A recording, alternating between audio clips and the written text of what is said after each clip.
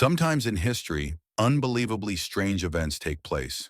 For example, a time when humans declared war on birds. In 1932, Australian farmers were struggling to protect their wheat fields when thousands of emus, large flightless birds, invaded their crops.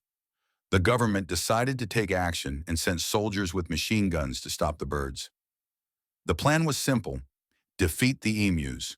However, things didn't go as expected.